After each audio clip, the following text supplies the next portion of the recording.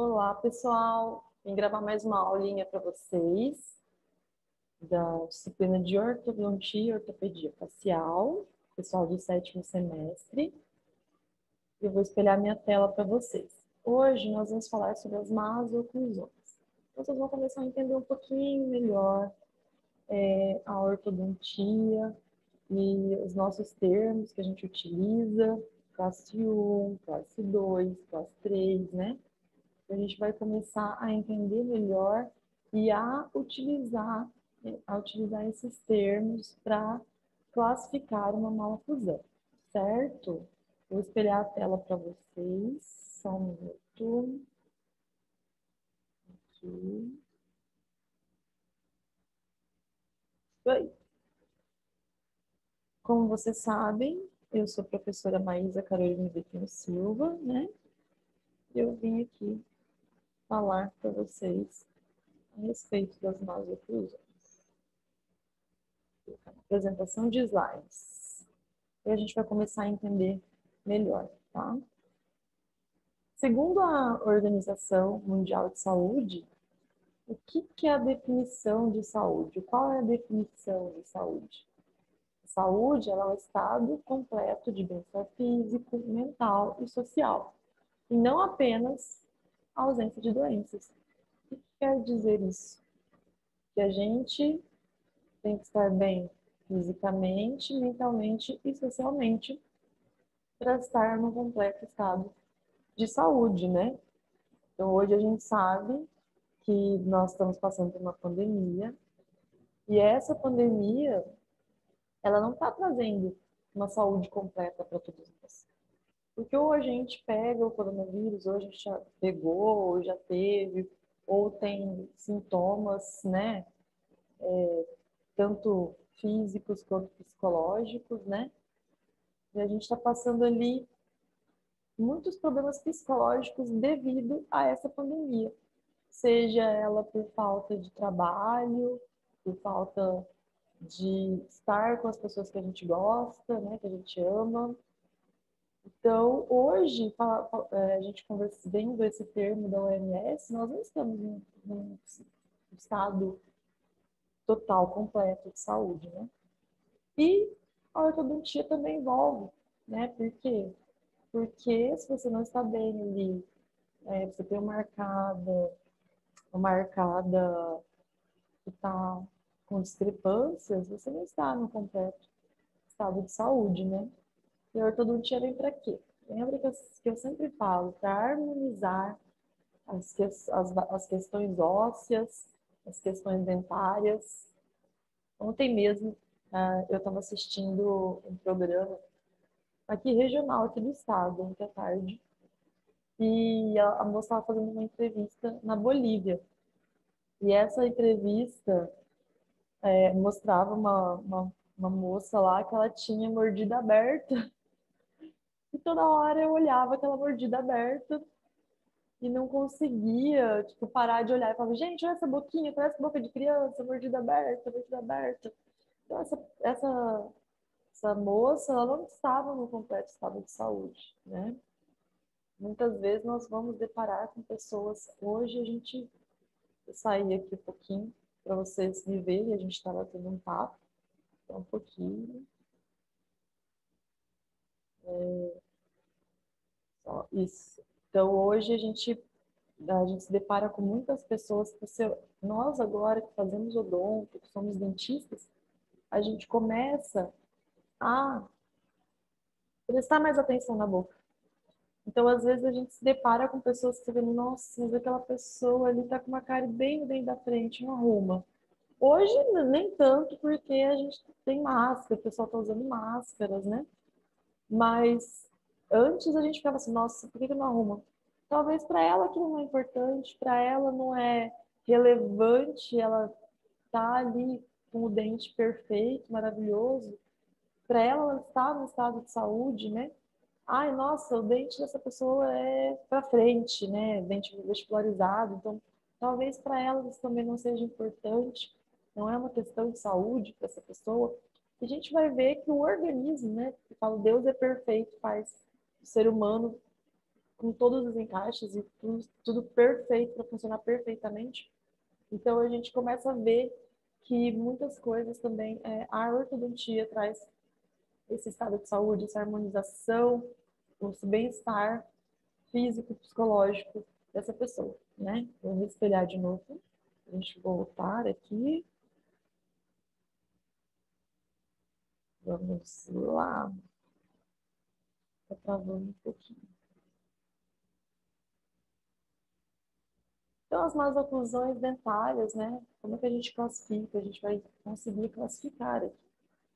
A gente vê o que é uma oclusão normal, né? É uma oclusão estável, saudável, esteticamente atraente. Só que nem sempre ela coincide com a oclusão ideal. Você vê, nossa, que bonita, tá estável, tá saudável, né? Esteticamente atraente, você vê, nossa, que bonito aquele sorriso, nossa, fez lente de contato, fez isso, fez aquilo, mas talvez ela não esteja ocluindo idealmente, né? Essa pessoa não está ocluindo como a ortodontia, como ela tem que ser realmente, né? E as más oclusões, elas são nocivas à saúde ou são facilitadoras de doença. Então, a gente vê aqui, nesse quadro, uma estreita ligação entre a mandíbula e a coluna, né? Quando a coluna tem uma posição correta da coluna, ela vai ter uma harmonia nessa oclusão. A gente vê a mandíbula inferior normal. Quando a pessoa ela tem a coluna, tem lá protrusão de coluna, tá lá, morde não, desculpa, tá lá se posicionando com a coluna de forma incorreta, vai ter uma protrusão de mandíbula, né? Ou a protrusão também traz esse problema na coluna. Quando a pessoa tá lá, né, mandando o pescoço para frente, tá ocluindo, a gente vê muito, eu vejo bastante casos de pessoas que têm escoliose, né? Tá lá retruindo, retruindo não, tá lá, tipo assim, com o pescoço para frente, tem um problema na coluna, que ela fica toda torta, então a gente vê uma retrusão de mandíbula. Se é desde criança, vai ter lá você vai ver a maxila bem protrusa. Então a gente consegue ver a ligação disso tudo, como eu já falei para vocês também, a questão de pessoas com síndromes, né? Respiradores bucais. Então, a gente sempre vê que tem ligação da nossa mandíbula, maxila, com o resto do nosso organismo, né? As más oclusões dentárias, como qualquer tipo de doença, elas devem ser compreendidas através de diagnósticos, cujas precisões deverão ser determinantes nos êxitos das fases seguintes que envolverão o planejamento do caso, execução do tratamento, sempre embasadas em evidências científicas. Então, hoje, nós temos muitas informações, graças a Deus que hoje, principalmente agora na pandemia, a gente vê muita publicação.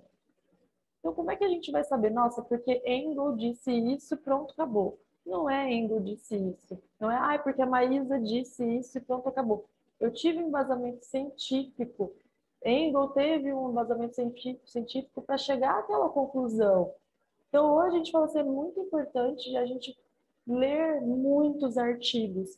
É importante que a gente leia muito para a gente poder se embasar cientificamente naquilo que a gente está fazendo, né? É o mesmo, em todas as áreas, em todas as coisas, tem artigos científicos. E quanto mais novos esses artigos, melhor. Por quê? Porque antigamente, eu falo muito assim da endo, né? Então, na endo, por exemplo, antigamente se acreditava que na endodontia o que era, o que curava as lesões eram as medicações, ficar trocando medicação entre canal. Hoje a gente sabe que não, que um canal bem limpo, sanificado, essas lesões vão se curando, né, vão regredindo automaticamente. Por quê? Porque aquele canal está limpo. Então, assim, você vê que são diferentes estudos de diferentes épocas. Naquela época acreditava-se uma coisa, hoje acredita-se em outra. Então, vocês têm que ler artigos científicos. Uma pessoa que lê artigo científico, você está munido de conhecimento. Essa pessoa tem conhecimento. Então, vocês têm que ler, tem que se atualizar, porque cada dia tem tanta coisa, tantas técnicas novas, de tantas disciplinas, que a gente tem que sempre se atualizar. E sempre está saindo bastante artigo, muita coisa. E agora na pandemia é muito importante que vocês leiam bastante artigos sobre o Covid. E saiu bastante coisa, bastante artigo para vocês lerem, para vocês se embasarem cientificamente, em vez de ficar escutando jornal. Não, mas o jornal, mas onde está escrito isso, né? É importante que vocês sejam curiosos, para vocês pesquisarem, né? Vocês vão entrar também agora no semestre que vem em TIC 1, vão em Mono 1, Mono 2. É importante que vocês se atualizem, porque um artigo de 2000 é diferente de um artigo de 2021. São 21 anos de estudo. É importante que vocês façam isso, tá? As evidências científicas, elas nos levam à necessidade de trabalhar com um sistema de classificação eficiente que, além de agrupar e rotular anomalias, também possibilite uma perfeita compreensão dos problemas e as suas dimensões. Então, assim, em 2000, num artigo acreditava-se que fazendo tal movimento dentário fosse acarretar tal coisa. Já em 2021, outro artigo diz que esse movimento pode não acarretar tal coisa, entendeu? Então, assim, são 21 anos que tem pessoas estudando sobre isso para chegar a uma nova conclusão. Então, tudo muda, gente. E se atualizar é extremamente importante, tá? E aí a gente veio lá, Engel veio em 1889, há quanto tempo, né? Descreveu o quê? Um sistema de classificação das maloclusões que se tornou um meio de comunicação comum entre nós dentistas, né? Estudantes da área da odontologia. Por quê? Porque ele é muito simples de compreender e abrange muita coisa, tá? Aí a gente tem lá a primeira classificação de Engel, que é a classe 1. A gente vai sempre falar em classes, classe 1, classe 2, classe 3, tá? Que é definido pelo quê? É uma maloclusão em que a posição mesodistal dos arcos dentários encontram-se normal, ou seja, a primeira cúspide, a gente vê aqui, a primeira cúspide do molar mesovestibular do primeiro molar superior, ela oclui perfeitamente ali no sulco mesovestibular do primeiro molar inferior, tá? Então a gente vai ver, então essa é a classe 1. Quando eu perguntar para vocês o que é classe 1, pessoal, é a cúspide mesovestibular do primeiro molar superior oclui no sulco mesovestibular do primeiro molar inferior. Essa é a nossa classe 1. Já na classe 2, a gente chama de disoclusão. Ela é uma relação anormal em que os dentes inferiores ocluem uma relação distal em relação aos arcos superiores, tá? Então, a gente vê aqui que o sulco mesovestibular do primeiro molar inferior encontra-se distalizado em relação à cúspide mesovestibular do primeiro molar inferior. Então, a gente vê que tem uma distalização dessa cúspide, ele vai ocluir distalizadamente esse primeiro molar inferior, tá? Às vezes chegando, muitas vezes chega até a distal desse primeiro molar superior. Então, o que é a classe 2? É onde o sulco mesovestibular do primeiro molar inferior encontra-se distalizado em relação à cúspide mesovestibular do primeiro molar superior. Olha lá a classe 2, né? Então, a gente tem classe 2 dentária e a gente tem classe 2 óssea, mas é muito comum a gente ver a classe 2 óssea. Ah, por que às vezes os ortodontistas extraem lá os primeiros premolares, os segundos premolares, para distalizar esses dentes ali? Mas como eu falei para vocês, que em uma época adequada, a gente consegue frear esse crescimento maxilar com o uso de aparelhos ortopédicos, né? Então, prestar bastante atenção. E a gente viu sobre isso, quando é que a gente vai indicar, né? Como eu falei, a gente não vai sair daqui ortodontista, mas a gente tem que saber fazer indicação. Chega um paciente lá no consultório de vocês, com um dente dessa forma, marcado dessa forma aqui. Vocês têm que saber fazer indicação, né? E a gente, na classe 2, a gente tem subdivisões. Então, a gente consegue ver aqui, primeiro, que é a subdivisão 1, que é onde os incisivos superiores, eles se apresentam inclinados para vestibular. Neste caso aqui, os pacientes normalmente apresentam trespasse horizontal. O que é trespasse? Quando tem muito para frente horizontalmente, né? A gente vê a curva de SPI acentuada neste caso aqui. O que é a curva de SPI? É aquela linha do sorriso, né? Ela vai harmoniosamente da frente, ali dos incisivos anteriores até o segundo molar. Então, a gente vê aumentada essa curva de SPI aqui. O arco superior geralmente atrésico. O que é atrésico? Fechadinho lá, né? Palato profundo e lábios entreabertos e ressecados. Por que que os lábios vão estar entreabertos e ressecados? Se está vestibularizado dentes anteriores, ele não vai conseguir fechar o lábio. Se eles estão ressecados, é porque essa pessoa não está conseguindo, está fazendo o que ali? Respiração bucal, né, gente? Desequilibrando toda a musculatura facial, neste caso aqui.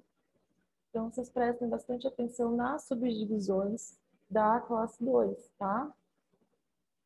Subdivisão 2 é quando os incisivos centrais superiores, eles se encontram verticalizados e lingualizados, olha lá, neste caso aqui, né? Eles estão lingualizados e os laterais superiores encontram-se vestibularizados, a gente vê lá, vestibularização dos laterais. Esses pacientes, eles apresentam profunda dimensão vertical, desculpa, tem sobremordida geralmente, né, a sobremordida bem profunda, dimensão vertical diminuída e aparência de envelhecimento precoce, tá? Vai ver que a pessoa não está em harmonia, né? Quando a disoclusão ocorre somente de um lado do arco dentário, a gente pode chamar de subdivisão direita ou esquerda. Então, por exemplo, aqui eu tenho classe 2 com subdivisão 1, direita ou esquerda, entendeu? Entenderam? Qualquer dúvida, vocês podem me mandar mensagem, tá, pessoal? E aí a gente tem na classificação de Engel a classe 3, que é definida como relação entre os arcos dentários, na qual dentes inferiores ocuem em uma relação mesial em relação aos superiores. O sulco mesovestibular do primeiro molar inferior encontra-se mesializado em relação à cúspide mesovestibular do primeiro molar superior. Quando é que nós encontramos uma classe 3? Quando o sulco mesovestibular do primeiro molar inferior encontrar-se mesializado em relação à cúspide mesovestibular do primeiro molar superior. Como a gente vê na imagem, e a gente vê muitos casos, são os casos que a gente faz mais cirurgia ortognática, mais uso de aparelhos ortopédicos, né? Neste caso aqui, classe 3 é bem complicado. Um paciente classe 3, né? Muitos deles apresentam o quê? Retrusão de maxila, quando a maxila bem pequena, porque segura bastante esse crescimento, e protrusão mandibular, um dos dois, mas muitas vezes os dois combinados. Estão associadas a alterações transversais da face, como a mordida cruzada posterior, e alterações verticais, como o crescimento vertical excessivo, cara de cavalo. Lembra que eu falei para vocês? Pessoal, ai, cara de cavalo, bullying na escola, né? E ele pode apresentar também subdivisões direita e esquerda, pode ocorrer só de um lado, ou da direita ou da esquerda, ou classe 3 total, certo? E aí a gente, aquela foi a classificação de Engel, que é a classificação que a gente vai utilizar bastante. E a gente vem na classificação de Lischer, que é importante também, que nós vamos utilizar muito. E lá em 1912, ele classificou essas más oclusões de acordo com as posições individuais dentárias, acrescentando o sufixo versão ao termo indicativo da direção do desvio, tá? Então, a classificação de Lischer, ela vai ser de dentes, beleza? Não vai ser óssea, vai ser somente de dentes. E a gente vem lá. Vestíbulo versão. Quando o dente apresenta a coroa vestibularizada em relação à sua posição normal. Então, a gente viu lá, não, este dente está com vestibulo versão, certo? Linguoversão, quando o dente apresenta uma coroa lingualizada em relação à posição normal.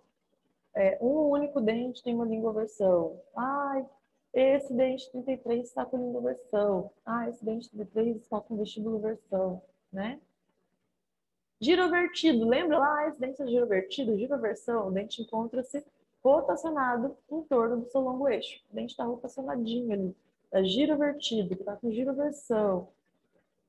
Esse dente está com supraversão, esse canino, geralmente ocorre em caninos, né? Quando o dente encontra-se com a face oclusal ou incisal, além do plano oclusal.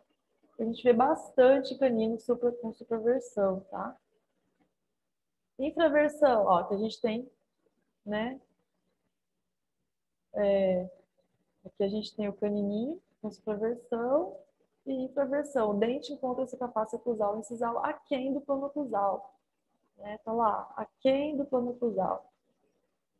Mesioversão, ó, gente, nossa, esse molar aqui mesalizou. Por quê? Pela falta dos outros dentes. Ah, nossa, na mesioversão aqui, o dente encontra-se mesializado em relação à posição normal, né?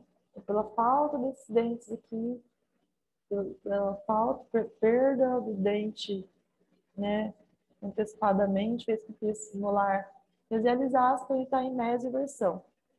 Distoversão é ao contrário, né? Quando ele encontra-se distalizado em relação à posição normal, que a gente vê bem pouquinho. A gente tem a axiversão, que é a alteração da inclinação do dente em relação ao seu longo eixo. A gente não encontrou imagens de axiversão, também a gente quase não tem axiversão. Transversão é quando o quê? Dá uma transposição dentária. Olha aqui, esse canino está no lugar errado, né, gente? Esse canino e esse pré, eles trocaram de lugar. É uma transversão, transposição de dentes, tá? Perversão é quando o dente encontra-se impactado, no caso, esse canino, olha lá, impactado, ele está pervertido, né?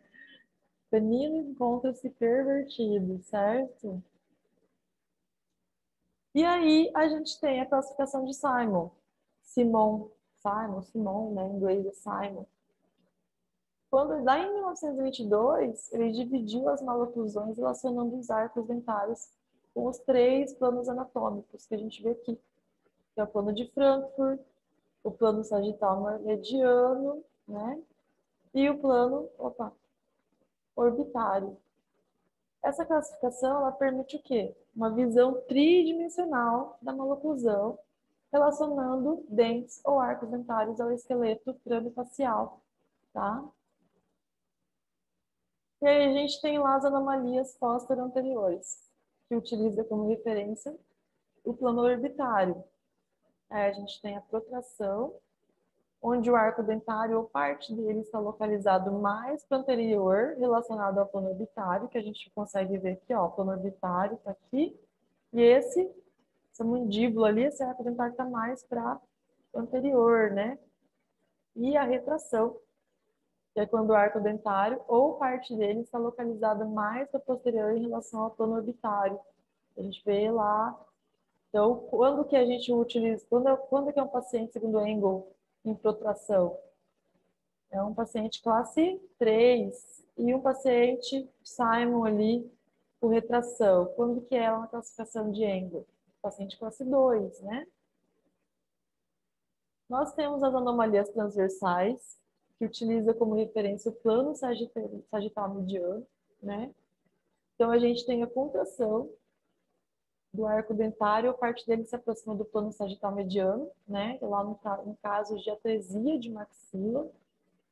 E a gente tem a distração, ó, quando o arco dentário, a parte dele se afasta do plano sagital mediano, por exemplo, a síndrome de Brody. A gente vê que é uma maxila muito aberta, digamos assim, né? Então, ele se afasta do plano sagital mediano, né?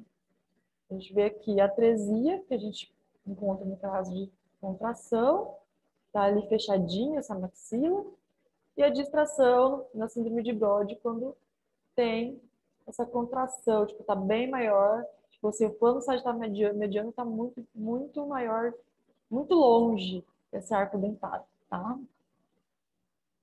Aí a gente tem as anomalias verticais, né? Que utiliza como referência o plano horizontal de Frankfurt. A gente vê aqui, ó, paciente de cirurgia ortognática. Olha só, a diferença do paciente. O cara ficou tão bonito, né? Então, a gente tem a caso de atração, né? O arco dentário, a parte dele se aproxima ao plano de Frankfurt. Esse paciente tem a face bem curtinha, ó, neste caso aqui. E a gente tem a abstração, quando o arco dentário, a parte dele se afasta do plano de Frankfurt. Paciente com a face longa, que é neste caso aqui, ó. A paciente tinha face muito longa, né? E aí aqui é normal. Então, aqui, face curta, daí é uma atração, depois feita a cirurgia ortognática, ele ficou com uma face normal. E aqui, a abstração, essa paciente tinha face muito longa, né? Depois da cirurgia ortognática, como ela ficou normal, né? Ficou com a oclusão normal, segundo o plano de Frankfurt, certo? Então, neste caso, é uma anomalia vertical. E aí a gente tem a classificação de Andrews, né? Andrews, lá em 1972, ele desenvolveu 6 chaves de oclusão normal, descrevendo características fundamentais de uma oclusão dentária sob o ponto de vista morfológico, servindo também como guia para a finalização adequada dos tratamentos. Então, eu vou fazer um tratamento, vou fazer um planejamento de tratamento, fiz esse planejamento, deu tudo certo. Cheguei lá aos 3 anos de tratamento, que é mais ou menos o que os ortodontistas pedem, né? Eu vou chegar lá e vou falar assim, tá, chave 1 tá legal, chave 2 tá legal, chave 3 tá tudo certinho. As 6 chaves, nem sempre eu vou conseguir chegar numa harmonia das 6 chaves, né? Mas eu vou chegar bem próximo a isso. Então, será que essas 6 chaves estão corretas? Tá tudo certinho para eu poder liberar esse meu paciente, né? Será que eu vou conseguir? Tá tudo certinho? Tá no momento de tirar o aparelho? Tem harmonia entre essas 6 chaves? E a gente vai ver aqui quais são as chaves de oclusão, né? Então, a primeira dela é a relação de molares, né?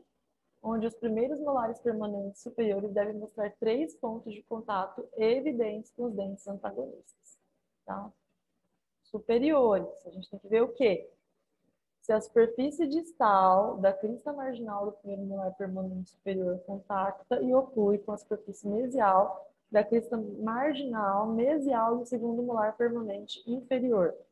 A gente vai lá olhar se a superfície... vamos primeiro lá olhar. O primeiro molar superior está tendo contato e ocluindo com a superfície mesial, né, da crista marginal mesial do segundo molar permanente, ó. Que não tem o segundo molar permanente, mas a gente tem que olhar lá. Vamos lá, vamos olhar. A cúspide mesovestibular do primeiro molar permanente superior, ela oclui dentro do sulco existente entre a cúspide mesovestibular e a mediana do primeiro molar inferior. Essa seria essa posição C aqui, na verdade. Tinha que ter um outro molar aqui, né? A cúspide mesopalatina do primeiro molar permanente superior, ela se adapta à fossa central do primeiro molar permanente inferior? Então, tem que olhar essas 3 coisinhas aí para relação de molar, né? Tá ocluindo ali, tá tudo certinho, tá encaixando o sulco, tá adaptando a fossa central do primeiro molar, né? Pra gente saber, a gente tem que ver, tem que verificar essa relação de molares ali. E aí a gente tem que verificar a angulação das coroas, né? O que é a angulação das coroas? A porção cervical do longo eixo de cada coroa, se ela se encontra distalmente à sua porção oclusal. A gente consegue ver aqui, ó, está distalizado ali na porção oclusal. A gente vai ver se está tudo certinho. Ó, aqui não está tão... Aqui, deste lado, 41 está distalmente, mas do lado de cá, 31, 32 não está distalizado, né, gente? Então, a gente tem que verificar isso aqui. A angulação dessas coroas ali. Né? A cervical tem que estar no longo eixo de cada coroa, né? A porção cervical do longo eixo de cada coroa se encontra distalmente ali a porção oclusal. A terceira, que a gente tem que verificar é a inclinação das coroas.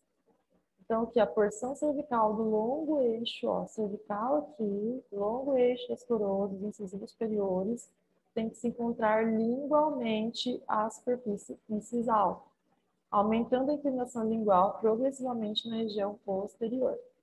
Vou analisar a angulação de coroas. Isso aqui também vem, gente, em tudo quando a gente pede a documentação ortodôntica, também vem até quanto que essa coroa está inclinada ou não, até quando ela pode ir ou não, tá? Tem também. Quarta coisa que a gente precisa ver são o quê? Se existem rotações dentárias, não deve ter rotação. A gente tem que verificar se tem contatos interproximais, né? Deve haver contatos interproximais justos. Por quê? Gente, quem nunca fez uma restauração e não teve contato interproximal? O tanto de coisa que entra ali, tanto de fio dental que a gente tem que passar. É terrível e dói a gengiva. Então, verificar bem se está tudo certinho, esses contatos interproximais. Se tem presença ali, né, do ponto de contato interproximal, né? E a sexta coisa que a gente tem que olhar é a curva de Spee, né? Já pensou se terminar um tratamento ortodôntico e essa curva de Spee está ao contrário, né? Deve apresentar plana ou suave, tá? Então, a gente verifica todas essas 6 chaves de oclusão ali para a gente poder finalizar um tratamento ortodôntico. Então, vocês devem prestar bastante atenção, tá, pessoal? Em todas essas 6 chaves de oclusão. Então, a primeira é o quê? Relação de molar, né? Os primeiros molares permanentes superiores devem mostrar os 3 pontos de contato evidentes com dentes antagonistas, né? Lá, vamos ver o quê? Se o primeiro molar permanente está contatando e ocluindo com a superfície mesial da crista marginal mesial do segundo molar permanente inferior. Se a cúspide mesovestibular do primeiro molar permanente superior oclui dentro do sulco existente entre a cúspide mesovestibular e a mediana do primeiro molar inferior.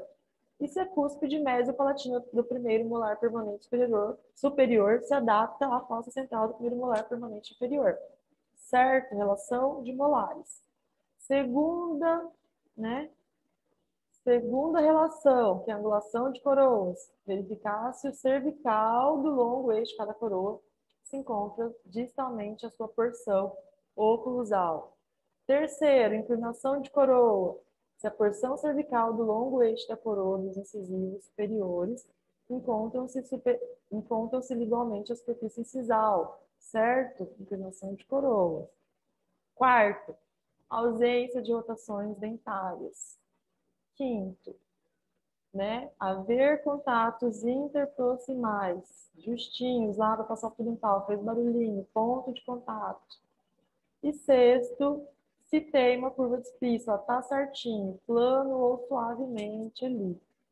Sempre parar na curva de Spee, gente. Não vão finalizar um caso ortodôntico sem essas 6 chaves de oclusão, certo? E aí a gente tem a classificação em sentido vertical, né? Essa classificação no sentido vertical é uma forma simples de classificar trespasse vertical, que é caracterizado como uma mordida anterior em categorias. Então, como eu estava falando para vocês que eu estava assistindo ontem, a gente, mordida aberta, mordida anterior aberta. Quando é que a gente tem a mordida anterior aberta, né? Quando esse paciente tem hábitos deletérios, como uso de chupeta, interposição lingual, né? Uso de mamadeira, chupar dedo. Então, você vai ver a mordida anterior aberta. A gente fala que é boquinha de criança danada, né? Aí a gente tem a mordida anterior normal. Nesse caso aqui, por exemplo, digamos esse aparelho, possivelmente esse paciente já usou aparelho ortodôntico, né? Você vê curva de Spee suave, tudo certinho. A gente tem a mordida anterior profunda. Olha a profundidade neste caso aqui. A gente não consegue nem ver os incisivos inferiores, né? Nem caninos. A gente vai lá ver premolar. E a gente tem as mordidas anterior em topo, né? Então, a mordida em topo, o que pode ocasionar bastante mordidas em topo? Mordida em topo pode ocasionar bastante desgastes dentários, né? Tem que prestar bastante atenção no paciente, vai desgastar bastante a palatina incisivos anteriores, os incisivos superiores, desculpa, anterior já é, a gente está falando que o incisivo é anterior, né? Certo? E nada é em vão, se não é bênção, é lição, né, gente? Então, a gente está tendo muitas lições aí com a pandemia, né? Muita coisa. Vou finalizar essa aula hoje para vocês, certo? Espero que vocês estudem. Vou enviar os slides, beleza, pessoal? Deixa eu sair aqui só um pouquinho. E em breve gravo novas aulas pra gente, beleza?